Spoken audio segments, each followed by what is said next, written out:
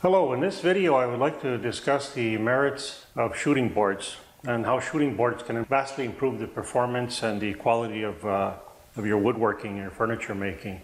It is difficult to achieve a perfectly square joint using tools and machinery at our disposal. One bad adjustment can multiply and provide a close but not perfectly square joint or miter.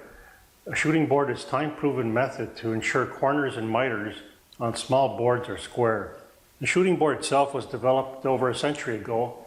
It's ideal for thin work with a narrow bearing surface, and I can explain what I mean by that. This, for example, is a board with a narrow bearing surface. It's very difficult to use a hand plane on this board without rocking it and keeping it square, so the shooting board comes in as a fantastic tool to be able to work boards with small bearing surfaces. Here's another example. This one isn't so small, but again, it's conducive to working on a shooting board. And the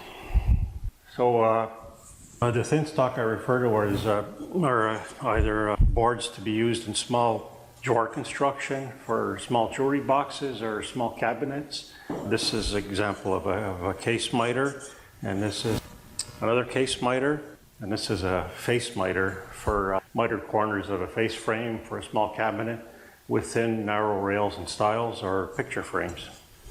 So a shooting board is ideal for components like that. In my own work, I tend to use shooting board for components for small drawer parts, faces of drawers in my cabinets, and jewelry boxes and small boxes. So shooting boards can be simple or with extra features to make it a greater pleasure to use. I can break the shooting board down. I've got two shooting boards here. This is a right-hand version and this is a left-hand version. And I'm left-handed, so I tend to use this one, but I can just as easily use the right-handed version. And so I like to have two shooting boards, one at each bench, set up differently with different jigs. So I decided to have a left and a right-hand version, and I'll explain how they're put together. So this part is called a baseboard, and it's 3/4 inch Baltic birch ply, and the base is another similar panel of 3/4 inch Baltic birch ply, but wider. And the reason for the difference in width is to provide for a runway. And what the runway does is it allows for the side of a large plane to glide along from against the fence. So you can have a board against the fence like so. And what the plane does is it shaves literally shaves the end of the board.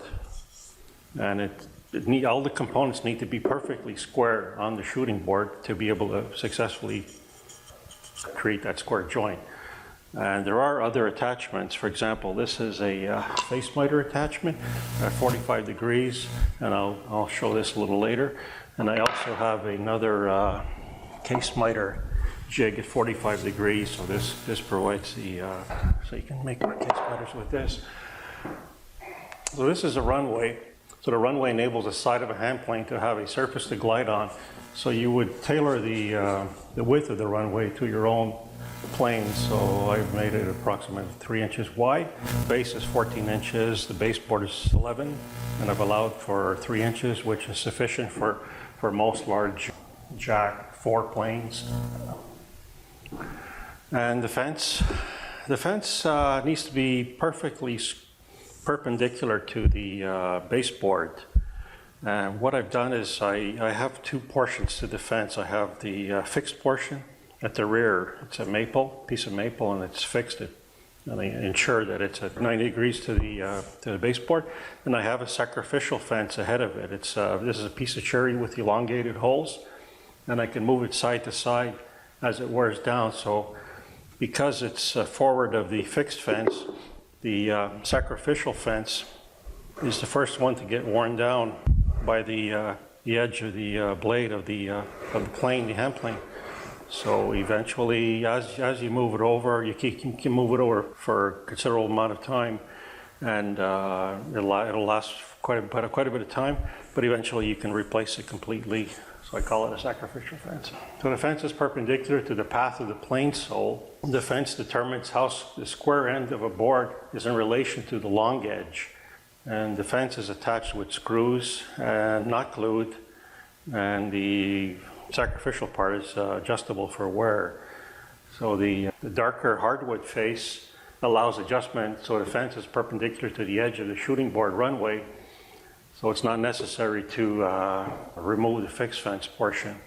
So the area at the base, at the junction of the runway and the baseboard at the corner, is actually also needs to be perfectly square at 90 degrees, so the plane rides perfectly flat in relation to the fence.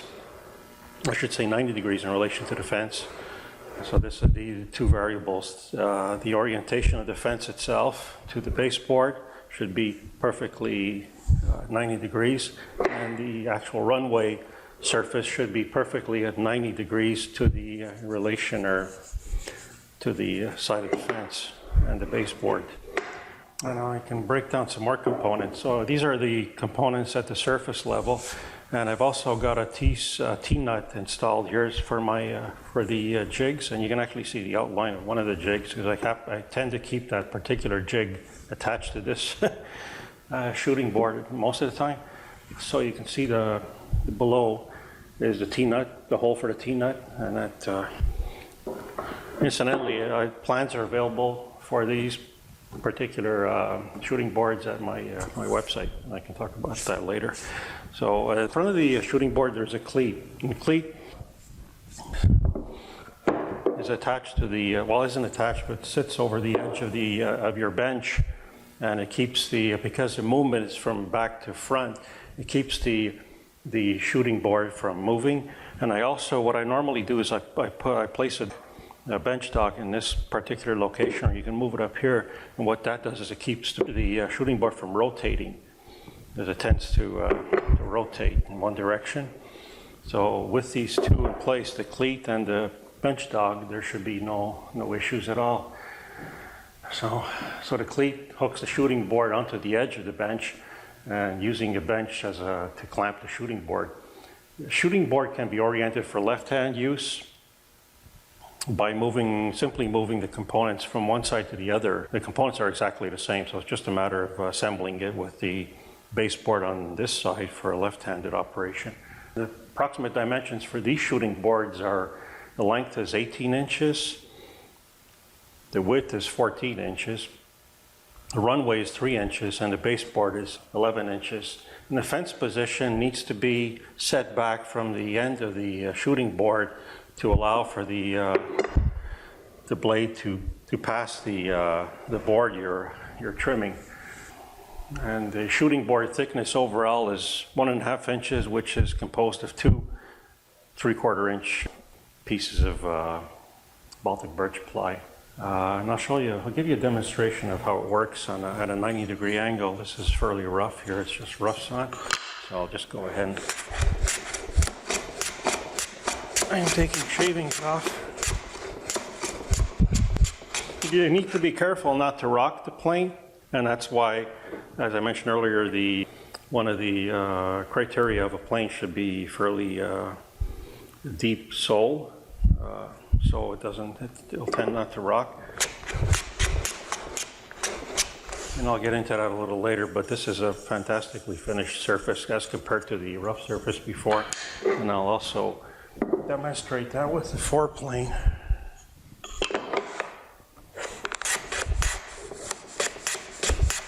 Once you become familiar with shooting boards, you can almost feel when the board has been successfully trimmed.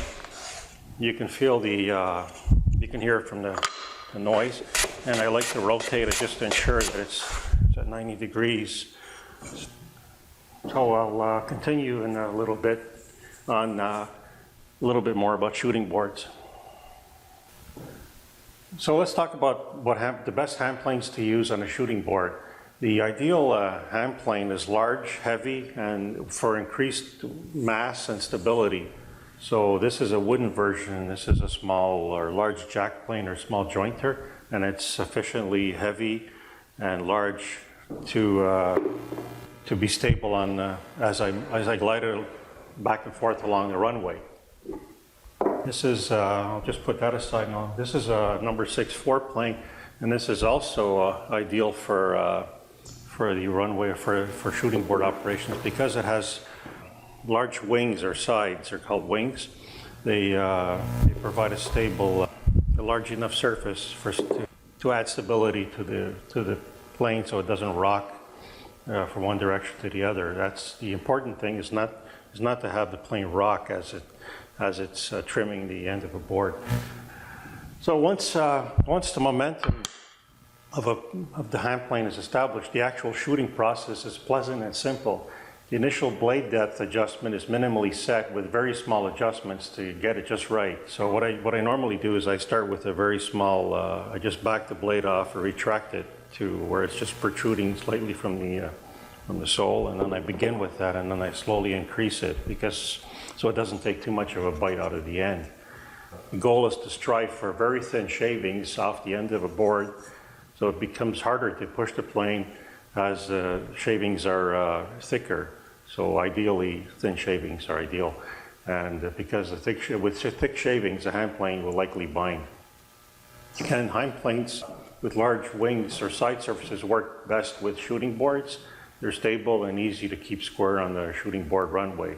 So I'll give a demonstration of trimming at the end of a board at 90 degrees from the sides, from the edges, using the number 6 foreplane.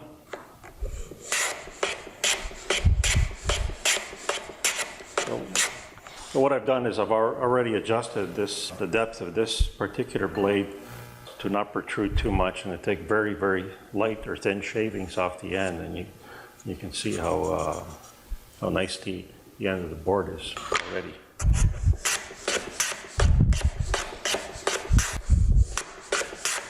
Something else I like to do is actually flip the board over to ensure that both edges of the board are against the fence, and this ensures that my end is exactly at 90 degrees.